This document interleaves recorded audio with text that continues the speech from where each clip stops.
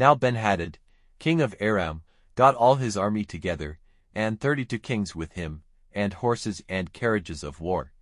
He went up and made war on Samaria, shutting it in. And he sent representatives into the town to Ahab, king of Israel, and they said to him, Ben-Hadad says, "Your silver and your gold are mine, and your wives and children are mine." And the king of Israel sent him in answer, saying, "As you say, my lord king, I am yours with all I have." Then the representatives came back again, and said, "These are the words of Ben-Hadad.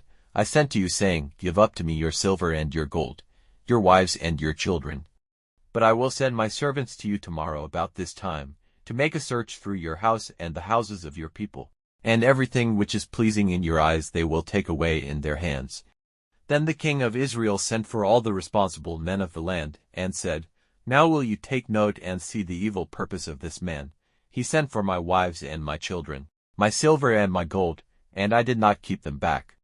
And all the responsible men and the people said to him, "Do not give attention to him or do what he says." So he said to the representatives of Ben-Hadad, "Say to my lord the king, all the orders you sent the first time I will do, but this thing I may not do."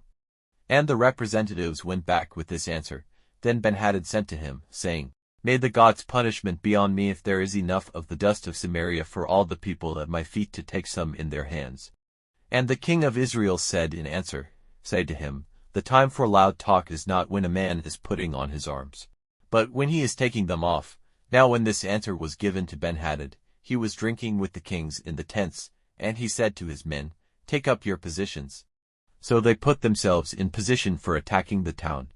Then a prophet came up to Ahab, king of Israel, and said, "The Lord says, Have you seen all this great army? See, I will give it into your hands today, and you will see that I am the Lord." And Ahab said, "By whom?" And he said, "The Lord says, By the servants of the chiefs who are over the divisions of the land." Then he said, "By whom is the fighting to be started?" And he made answer, "By you." Then he got together the servants of all the chiefs who were over the divisions of the land, 232 of them. And after them, he got together all the people, all the children of Israel, 7,000, and in the middle of the day they went out. But Ben-Hadad was drinking in the tents with the 32 kings who were helping him. And the servants of the chiefs who were over the divisions of the land went forward first, and when Ben-Hadad sent out, they gave him the news, saying, "Men have come out from Samaria." And he said, "If they have come out for peace, take them living, and if they have come out for war, take them living." So the servants of the chiefs of the divisions of the land went out of the town, with the army coming after them, and every one of them put his men to death, and the Arameans went in flight with Israel after them. And Ben-Hadad, king of Aram, got away safely on a horse with his horsemen.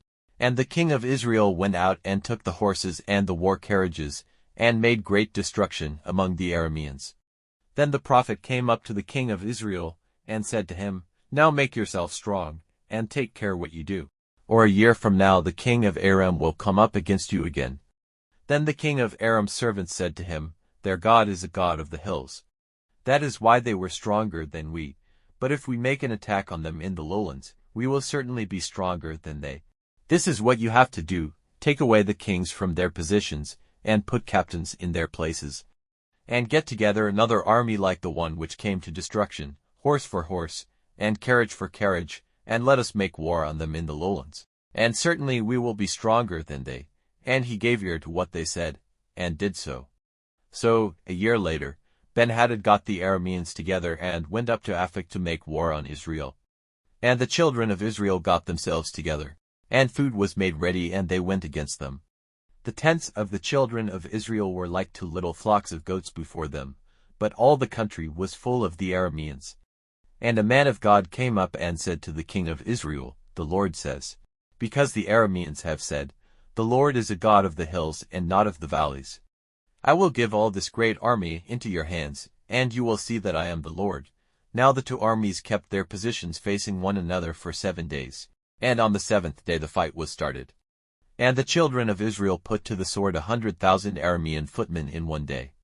But the rest went in flight to Aphek, into the town, where a wall came down on the 27,000 who were still living. And Ben-Hadad went in flight into the town, into an inner room. Then his servants said to him, It is said that the kings of Israel are full of mercy. Let us then put on haircloth, and cords on our heads, and go to the king of Israel. It may be that he will give you your life. So they put on haircloth, and cords on their heads, and came to the king of Israel and said, Your servant Ben-Hadad says, Let me now keep my life. And he said, Is he still living? He is my brother. Now the men took it as a sign, and quickly took up his words, and they said, Ben-Hadad is your brother. Then he said, Go and get him. So Ben-Hadad came out to him, and he made him get up into his carriage. And Ben-Hadad said to him, The towns my father took from your father I will give back, and you may make streets for yourself in Damascus as my father did in Samaria. And as for me, at the price of this agreement you will let me go. So he made an agreement with him and let him go. And a certain man of the sons of the prophets said to his neighbor by the word of the Lord, Give me a wound. But the man would not. Then he said to him, Because you have not given ear to the voice of the Lord. Straightway when you have gone from me a lion will put you to death. And when he had gone, straightway a lion came rushing at him and put him to death. Then he came across another man, and said, Give me a wound.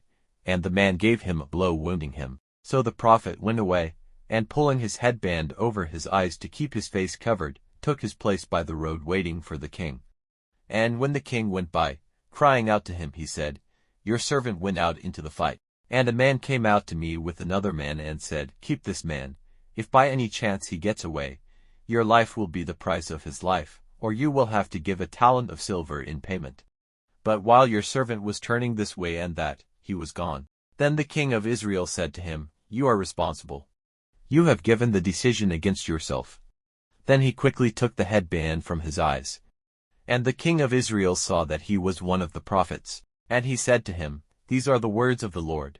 Because you have let go from your hands the man whom I had put to the curse, your life will be taken for his life, and your people for his people. Then the king of Israel went back to his house, bitter and angry, and came to Samaria.